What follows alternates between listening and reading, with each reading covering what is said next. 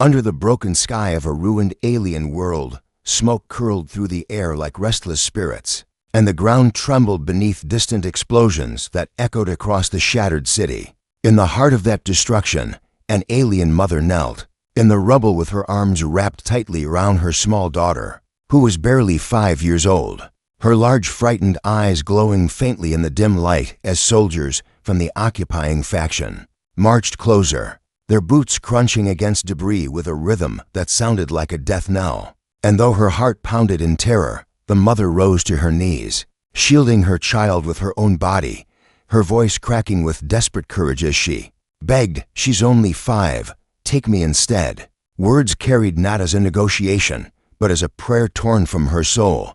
Yet the soldiers, cruel and merciless, only laughed, their faces hidden beneath steel helmets that reflected the fires burning all around, one of them raising his weapon slowly as if savoring the fear in her trembling form. And in that moment the little girl whimpered, clutching at her mother's arm with tiny fingers, her tears falling onto the scorched ground, while the mother's mind raced between terror and resolve, realizing she could offer nothing but herself to spare the child. Yet even as despair tightened its grip around her heart, movement flickered in the shadows of the ruined street, a figure stepping forward with deliberate calm, the silhouette of a human unlike the soldiers, tall and steady with eyes that held no fear. And though his clothes were worn from travel, his presence carried a weight that silenced even the wind, his voice breaking the cruel laughter as he said in a steady tone, "That's enough." Words so sharp they cut through the chaos, and the soldiers froze, turning toward the stranger, mocking grins curling at their lips as they saw only a lone man daring to stand against them. But the mother's breath caught, for she knew no human in this territory would have survived long enough to stand here, and yet he did, with a kind of fire in his stance that unsettled even the armored men pointing weapons at him, while the child blinked through her tears, clinging tighter to her mother but stealing glances at the figure who stood as if he had carried battles far greater than this one. And as the soldiers sneered, asking what a single human thought he could do, the stranger's gaze never wavered, his hand hovering close to the weapon strapped at his side, though his calm was more threatening than the guns aimed his way. And in that tense silence the mother felt an impossible flicker of hope, the kind she had buried deep since the war had taken her home, the kind she had thought her daughter would never see again. And as the standoff stretched, the ruins around them seemed to hold their breath, the fires dimming in their importance, compared to this single moment where a human, against all logic, had chosen to step forward when no one else would, his shadow falling over both mother and child as if to shield them from the storm about to break. And though fear gripped her heart, she dared to whisper inside herself that maybe, just maybe, this was the moment when fate shifted, though whether it would bring salvation or doom was yet unknown. For the enemy soldiers began to raise their rifles higher, the child's sobs softening into silence as she stared at the human with wide innocent eyes. And the mother, still kneeling, felt her hands shake as she pulled her daughter closer, praying that this mysterious man's courage was not the last spark before the darkness swallowed them all. The soldiers stood in a jagged line across the ruined street, their weapons glinting in the firelight as if the destruction around them was not enough proof of their cruelty, and the air carried the bitter scent of burning stone and shattered metal. But what unsettled them was not the pleading alien mother, nor her frightened child. It was the lone human who had stepped forward without hesitation, his figure calm but unyielding as though he had measured every angle of danger and still chosen to face it. And when his voice cut the silence again, deep and steady, warning them to leave the mother and child alone, the soldiers laughed, the sound hollow beneath their helmets, their arrogance rooted in numbers and weapons. Yet beneath that mockery lingered something uneasy, for the human's eyes did not show panic or fear, but something harder, something that spoke of battles survived and lines crossed. And though the alien mother clutched her daughter closer, whispering prayers to deities long silent, she could not stop her gaze from locking on the man who dared to stand where none of her own people would, wondering if this was courage or madness. But before she could decide, the leader of the soldiers raised his rifle and sneered, giving the order to fire if the human moved closer, and the tension became unbearable. every second stretching longer than the last as smoke swirled between them like a restless spirit. The child burying her face into her mother's chest while her small body trembled. And yet the human did not move back, instead taking one slow step forward, his boots grinding against rubble, his hand hovering just above the weapon holstered at his hip, his expression unchanged. And something in that steady advance broke the confidence of the soldiers, their fingers twitching on the triggers though none fired yet, as if waiting for a signal. And it was in that razor-thin pause that the mother realized this man was no ordinary traveler, nor reckless fool. He was someone who had seen death so many times that it no longer held dominion over him. And when the leader barked for his men to seize the alien woman and child, the human's voice thundered like a blade unsheathed, promising that the first hand to touch them would never rise again. The threat so cold and certain that even the air seemed to recoil. And for the first time the soldiers faltered, glancing at one another, their arrogance cracking as doubt wormed its way into their minds. But the leader snarled, unwilling to lose face before his subordinates, and stepped forward himself, weapon raised, declaring that humans were weak remnants of a forgotten war, nothing more than scavengers hiding in shadows. And he aimed straight at the mother as if to prove his dominance. But in that instant the human moved, faster than their eyes expected, his weapon flashing into his hand with practiced precision. And though no shot rang out yet, the way he held it, the way his stance shifted, made clear that he was no scavenger, but a warrior who had lived through wars that these soldiers could not imagine. And in that taut heartbeat of silence, the alien mother found herself staring at his back, feeling as though an invisible wall had risen between her and danger. And for the first time since the war began, she did not feel alone, though her fear did not vanish, for the danger was still real, the soldiers still many, and the fire round them still hungry. But the human's defiance turned the hopelessness into something else, a fragile seed of suspenseful anticipation, for no one knew what would happen next, not even the human himself. Yet all understood that whatever came, the fate of mother and child now rested in the hands of a stranger who had chosen to stand where others had fled. The moment stretched thin like glass ready to shatter, and then it broke with a roar of violence as the first soldier lunged forward, his weapon raised. But the human was already moving, his hand steady, his body twisting with a speed born from countless battles. And in a flash the crack of energy fire rang through the ruins, the shot striking true, dropping the alien where he stood before his finger had even tightened fully on the trigger. And the others reacted in chaos, shouting, firing blindly into the smoke, their beams scorching broken walls and sending shards of stone scattering. Yet the human did not panic, his movements precise, weaving between cover, every step chosen with deadly calm. And his weapon barked again and again, each strike a measured answer to the storm rushing against him. And the alien mother clutched, her child against her chest, pressing into the rubble, her heart thundering as she dared not even breathe too loudly. But her wide eyes never left the figure fighting before her, the lone stranger who seemed more like a force than a man, striking fear into the soldiers who had thought themselves untouchable. And still they pressed forward, their armor clanking, their voices rising in anger. And the leader barked orders, forcing them to regroup and surround him. But the human anticipated their every move, slipping through shadows, vanishing behind a collapsed arch, only to reappear at another angle, his shots tearing into their formation.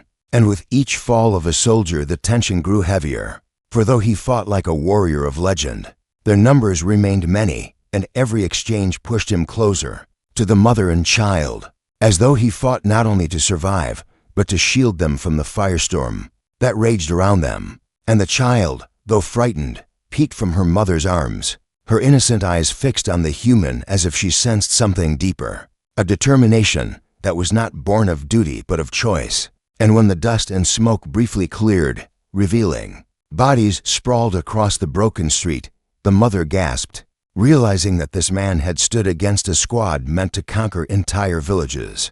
Yet the battle was not over, for the sound of reinforcements echoed down the ruined avenue, heavy boots pounding in rhythm, the clatter of more weapons being readied. And the leader, though wounded, laughed cruelly as he promised that the human would fall beneath the next wave. But the human's face did not waver, his jaw set, his weapon reloaded, his eyes fixed not on the enemies ahead, but on the small child trembling behind her mother. And in that fleeting second, the mother understood that he had already decided the path forward, that he would stand again and again no matter the numbers, because for him it was not about victory or glory, it was about ensuring that innocence survived one more night, even if it meant that he himself might not see the next dawn. And as the pounding of enemy boots grew louder, the mother tightened her hold on her daughter, her breath shaking, torn between terror and awe. And she whispered words of gratitude, though she knew he could not hear them through the noise. And when the soldiers appeared at the far end of the burning street, their silhouettes black against the flames, the suspense hung heavy like a blade above all their heads, for the fight was far from finished, and the human's courage was about to be tested again in a way even he could not yet foresee. Asterisk smoke thickened in the ruined street as the sound of marching boots closed in, louder and heavier with each step. And the human knew that staying to fight meant certain death for all three of them. So with quick, sharp gestures, he urged the alien mother and her child to follow, his eyes scanning every shadow, every broken wall, as if the city itself might betray them. And though her body shook with fear, the mother obeyed, clutching the little girl tightly as they slipped into a narrow passage, half hidden by collapsed stone, the echoes of reinforcements thundering behind them. And in the choking dark of the alley, the child's small sob threatened to break the silence.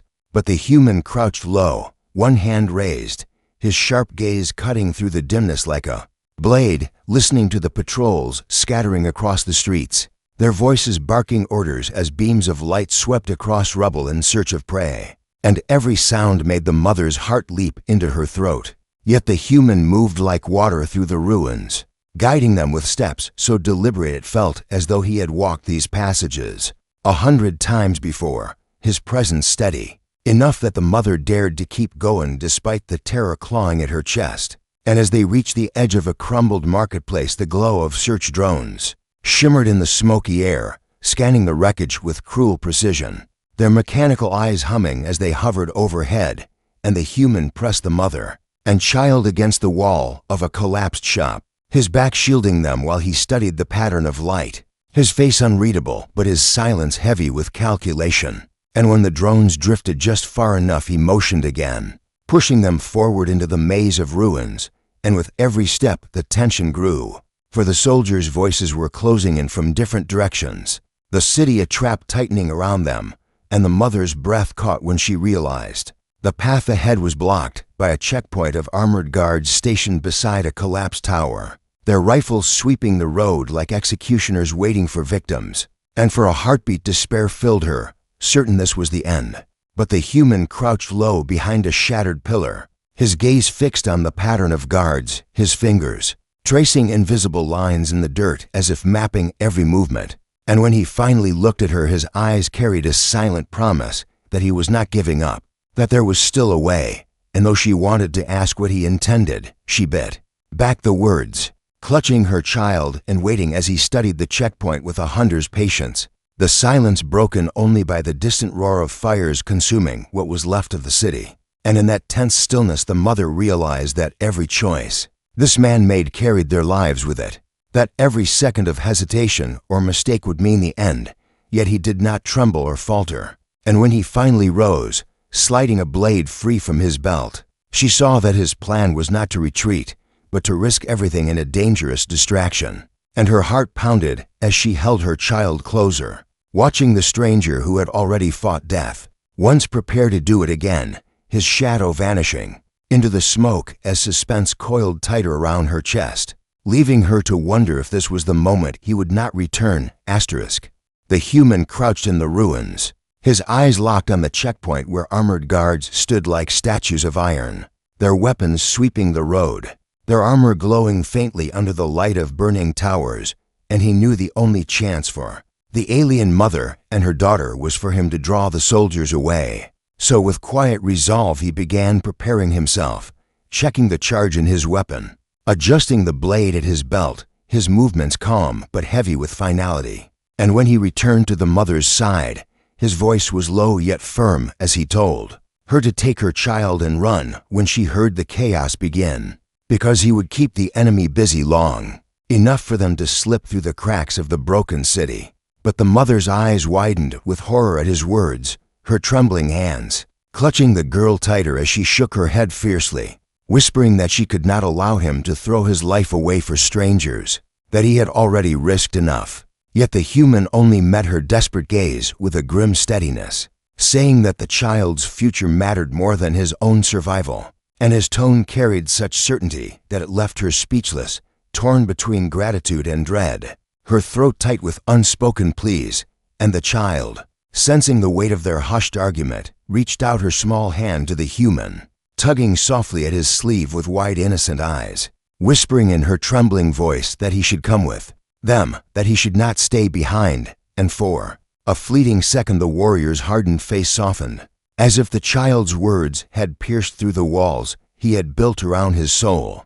But the sound of marching footsteps in the distance pulled him back into the moment, his resolve returning as he pulled away gently, standing tall as shadows of enemy reinforcements grew closer. And he whispered one final instruction, that when the explosions began, they must run and not look back before slipping into the smoke, his figure swallowed by the darkness of the ruins. And the mother's heart pounded as she pressed her child against her chest, holding her breath, waiting, every second stretching into eternity, until at last the silence shattered with a thunderous blast as fire burst across the checkpoint, enemy voices shouting in confusion, beams of light cutting wildly through the air. And in that chaos the human's silhouette darted between shadows, striking swift and precise, his lone figure battling against overwhelming numbers, the clash echoing like a storm through the ruins, and the mother's breath caught, torn between obeying his command and rushing to his side.